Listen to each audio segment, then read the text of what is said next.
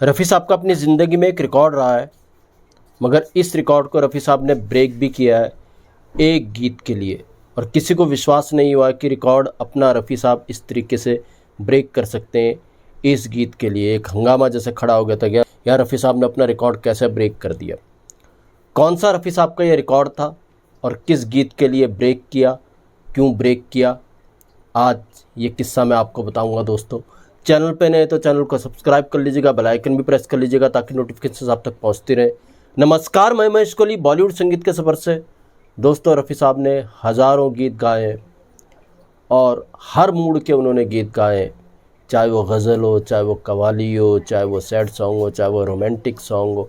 हर mood के song Rafi साहब ने गाए हैं और हिंदी ही नहीं और भाषाओं में भी रफ़ी साहब ने हिंदी से अलग गीत गाए हैं, चाहे वो गुजराती हो, चाहे वो बंगाली हो, चाहे वो पंजाबी हो, चाहे वो मराठी हो।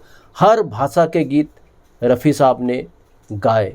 अपना प्लेबैक हर भाषा की फ़िल्म में रफ़ी साहब ने दिया, ये रफ़ी साहब की खासियत थी।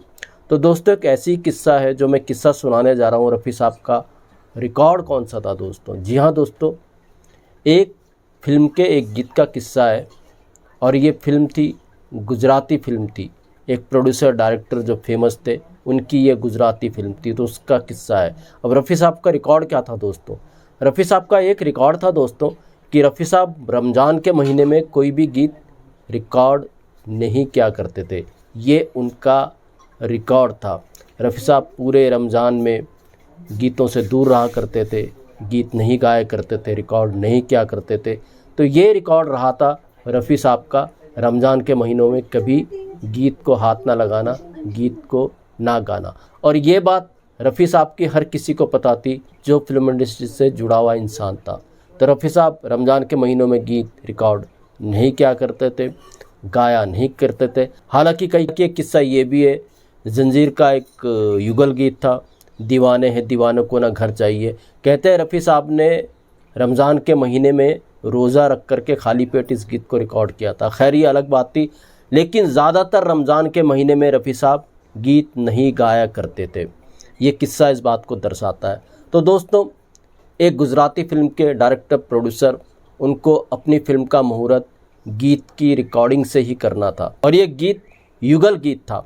तो इस फिल्म के डायरेक्टर प्रोड्यूसर यानी गुजराती फिल्म के डायरेक्टर प्रोड्यूसर ने सोचा क्यों ना इस गीत को वो अनुराधा के साथ रफ़ी साहब को लेंगे, रफ़ी साहब से अनुराधा के साथ इस गीत को गवाएंगे। मगर रमज़ान का महीना था, ये डायरेक्टर प्रोड्यूसर ये भी जानते थे कि रफ़ी साहब रमज़ान के महीने में कोई गीत नहीं रिकॉर्ड करते। मगर ये डायरेक्टर प्रोड्यूसर फिर भी रफ़ी साहब के पास गए। उन्होंने रफ़ी साहब को कहा, साहब हमें पता है आप रमज़ान के महीने में कोई गीत नहीं रिकॉर्ड करते हो, रमज़ान का महीना चल रहा था, मगर आप मेरे लिए अगर एक गीत रिकॉर्ड कर दो तो ये मेरी खुशकिस्मती होगी, ये मेरे लिए बहुत बड़ी बात होगी। तो रफ़ी साहब ने मजाक में इस डायरेक्टर प्रोड्यूसर को कहा, यार तुम मेरा रिकॉर्ड ब्रेक कराना चाहते हो? तो डायरेक्टर प्रोड्यूसर ने कहा, नहीं साहब देख लीजिए, अगर आप गा देंगे, मैं चाहता हूँ मैं अपनी फ़िल्म का मुहूर्त इसी रिकॉर्डिंग से करूँ, इस युगल गीत से करूँ जिसको आप अपनी आवाज़ दें अनुराधा पौडवाल के साथ। अगर आप अपनी आवाज़ देंगे मेरे लिए, इस फिल्म के लिए, इस फिल्म के इस गीत के लिए, तो मेरी ये खुशकिस्मती होगी। तो रफ़ी साहब ने कहा, यार देखो मैं रमज़ान के महीने में गीत तो गाता नहीं हूँ, एक काम करो इस गीत की रिकॉर्डिंग कल रख लो, 6 बजे के बाद जब रोज़ा खुलेगा तब मैं इस गीत को रिकॉर्ड कर दूंगा, ये मैं आपके लिए कर सकता हूँ।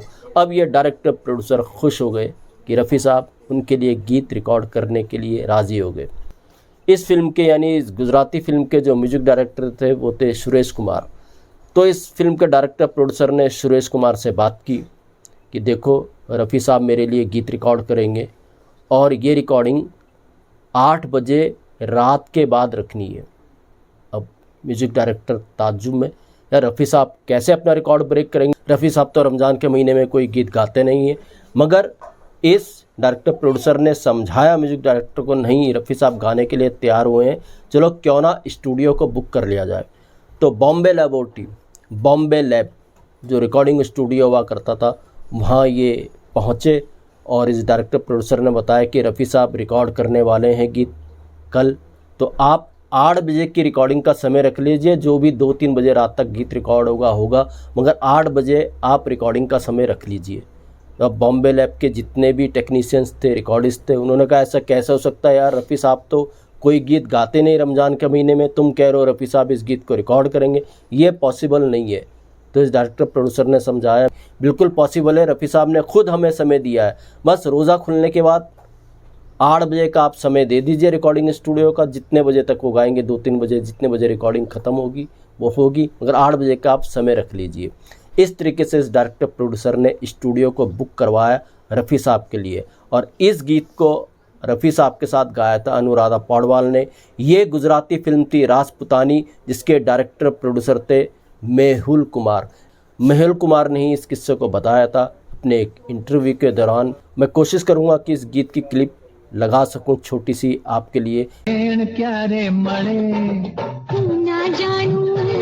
यूट्यूब पे आपको राजपुतानी फिल्म का ये गीत जो रफ़ी साहब ने अनुराधा पौडवाल के साथ गाया है, ये आपको मिल जाएगा। राजपुतानी फिल्म आई थी 79 में, और ये किस्सा शायद 77 या 78 का रहा होगा, जब रमज़ान का महीना चल रहा था। तब रफ़ी साहब ने अपना ये रिकॉर्ड ब्रेक किया था। रमज़ान के महीने में वो गीत नहीं गाया करते थे, मगर इस गीत के लिए, यानी राजपुतानी फिल्म के इस गीत के लिए, गुजराती फिल्म के इस गीत के लिए रफ़ी साहब ने अपना रिकॉर्ड ब्रेक किया था डायरेक्टर प्रोड्यूसर मेहुल कुमार के लिए। तो दोस्तों, ऐसे भी किस्से, वैसे किस्से मैं आपके लिए लेकर के आता रहूँगा। महेश कोहली को दीजिएगा इजाज़त। Good bye, good luck and take care.